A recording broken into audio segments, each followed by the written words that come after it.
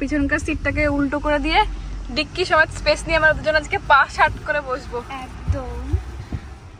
আজকে আমরা লালবাগ পিকনিকে যাচ্ছি, ফাইনালি আমরা পিকনিকে যাচ্ছি। মতিঝিল পৌঁছে গেলাম আমরা। লালবাগ ওল্ড মতিঝিলের পিকনিকটা হচ্ছে, সবাই আছি আমরা ফ্যামিলি। পলি খালাম্মি আছে, খালু আছে, আমরা। সাদিয়া, এত ভিড় পিকনিকে, ভেবেছিলাম কোনো ভিড় হবে না, এই অফ সিজনে এত ভিড়।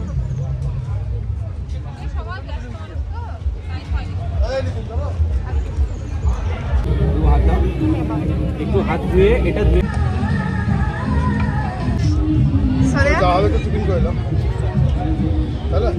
হ্যাঁ হ্যাঁ। দুপুরের মেনুতে ছিল মাটন বিরিয়ানি, ব্যারাকপুর স্টাইলে মাটন বিরিয়ানি তৈরি হচ্ছিল, আর চিকেন চাপ, এটাই মেনু ছিল। আর সকালে তো জলখাবার ছিলই, আর বিকেলে স্ন্যাক্সও ছিল, সেগুলো আমরা যদিও খাইনি, চলে এসেছিলাম। তারপরে এই তো পিকনিকের জন্য আলাদাভাবে একদম মতিঝিলের বাউন্ডারির বাইরে গিয়ে সিটিং অ্যারেঞ্জমেন্ট করা হয়েছিল। ওখানে কিছু লাইভ মিউজিক কেউ করছিল, বসার জায়গা, শোয়ার জায়গা সবই করা হয়েছিল। আসলে এই টিমটা বহরমপুরে অনেক বেশ বড় টিম। সেই কবে ওল্ড মতিঝিলে এসেছি তো ভুলেই গেছি, এসে দেখছি সব চেঞ্জ। এই আইল্যান্ডে নতুন বিল্ডিং, সব দিকে নতুন। ক বছর আগে এসেছি, হয়তো 2 বছর না, লাস্ট পিকনিক ছিল আমাদের। তারপর ওল্ড মতিঝিলে পিকনিকই করিনি। ভাবছি একটু বোটিং করবো। করবি বোটিং?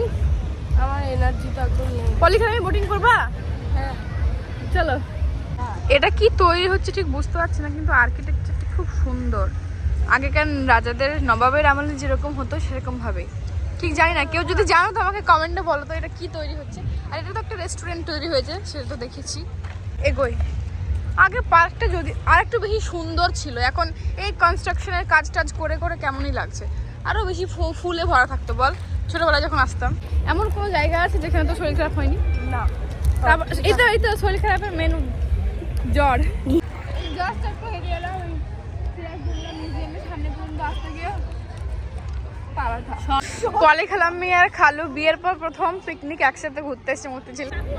আমি সবাই ছবি তুলে দিলাম, আমার ছবি কেউ তুলে দিল না। আমি তুলে নিব, এখানে না, অন্য জায়গায়। এই মিউজিয়ামে আর কি ঢুকবো, ছোটবেলা থেকে একই মিউজিয়াম। আগে খুব আশ্চর্য লাগতো, এখন যদিও বড় হয়েছি। ছোটবেলায় এখানে আসার জন্য কত জেদ করতাম। এখানে একটা মিরর আছে, এই সেই মিরর গুলো, নস্টালজিক মিরর। চলে গিয়েছেন, তাদেরকে আমরা এখনো স্মরণ করি। কেন? তাদের কীর্তির মাধ্যমে। তাই শাস্ত্রে বলেছে যে কীর্তি যস্য সজীবতী। নিউ পার্কটা ঘুরে আসি, অনেকক্ষণই ওল্ড পার্কে ছিলাম। দেখো সিমরানের ডায়েট, এমন ডায়েট করছে ওয়েট লস করার। পিকনিকে এসে দই ফুচকা।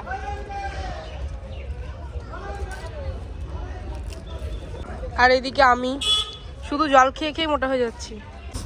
আর এদিকে দেখছো আমি শুধু জল খেয়ে মোটা হয়ে যাচ্ছি, আর ওদিকে ফুচকা খাচ্ছে, তা মোটা হচ্ছে না। এদিকে আমি ফুচকা না খেয়ে দাঁড়িয়ে আছি। ট্যালেন্ট। কবে যে এসেছি মনেই নেই, অনেক বছর পরে আসছি, কম করে 2-2.5 বছর তো হয়ে যাবে। এবার আমরা সাইকেলে চেপেছি। খালাম্মি আর খালু একটা করে সাইকেল নিয়েছে, আর এদিকে আমরা অনেকদিন পর মতিঝিলে এসে সাইকেল নিলাম। এই গাড়ি আসছে, দাঁড়া।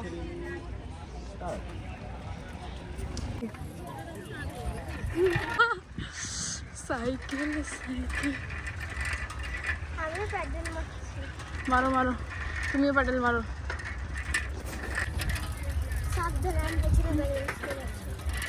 বললে আমি বিচ্ছিরি সাইকেল, না ব্রেক আছে না বেল আছে, যাকে তাকে আমি ধাক্কা মেরে দেবো নাকি। সাদিয়া তুমি কিছু প্যাডেল করছো না? করছো না তো? হ্যাঁ করছি। পুরো সাইকেলটা আমাকে টানতে হচ্ছে, আমি হাঁপিয়ে গেলাম। অনেকটাই চলে এসেছি প্রায়। ভাবছি ছবি, এই আমার সাইকেল, আর আমার এনার্জি শেষ। এখানে একটু ছায়া পেয়েছে, এখানে আমি এখন শুয়ে পড়বো। প্রচুর টায়ার্ড হয়ে গেলাম। কি খাচ্ছ? কেক। এইটুকুর মধ্যে বসে সাইকেলটা একটু ফেলে রেখেছি বলে এইটুকুর মধ্যে কেক খাওয়া হয়ে গেছে।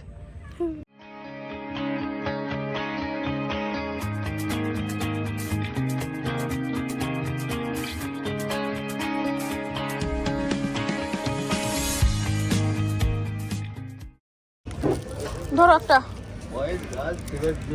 যাওয়ার পথে কামরাঙ্গা দেখেছিলাম, তো এখানে ভাবলাম দাঁড়া একবার নিয়ে নিই কামরাঙ্গাটা, একটু খেয়ে দেখি টকটক। আমি নেওয়া মাত্র 1 মিনিটে সব উধাও হয়ে গেল। সাদিয়ার মুড অফ কেন বুঝতে পারছি না, কিসের জন্য তোমার মুডটা অফ বলতে পারো? আজকের পিকনিকে কিন্তু 150 থেকে 200 জনের আয়োজন করা হয়েছিল।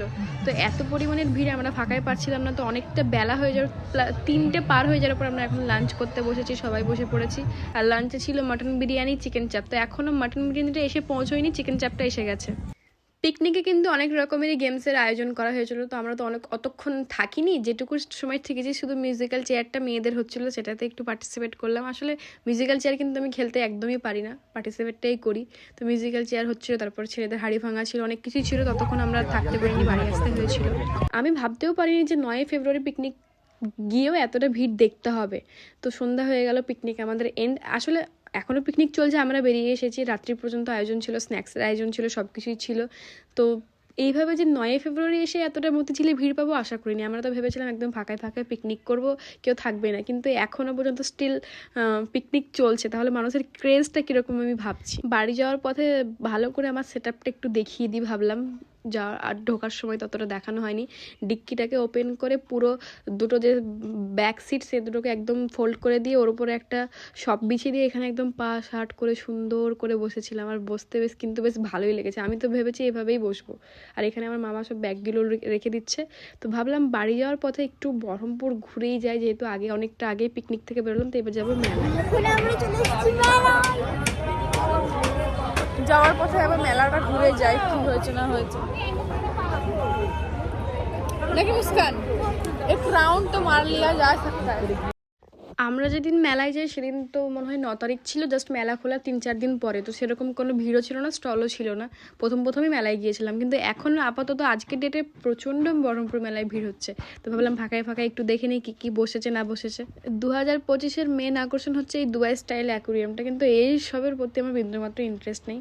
আর এই আইসক্রিমটা তো আমাকে খেতেই হবে, আমার দারুণ লাগে। আর ভাবলাম একটু ভেলপুরি বা ছাড়বো, কারণ ভেলপুরিটাও খেতে আমার ভালো লাগে। ভেলপুরি খেলাম, আইসক্রিম খেলাম, মোমো খেলাম।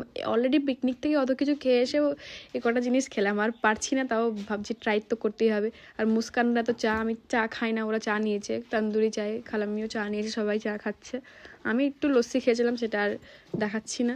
তারপরে প্রত্যেকবার বহরমপুর মেলাতে আমি সেকেন্ড টাইম কি থার্ড টাইম গিয়ে রাইডগুলো করি। আমি ফার্স্ট টাইম যেদিনই যাই, যেভাবেই যাই, আমি কিন্তু শুধুমাত্র দেখেই চলে আসি।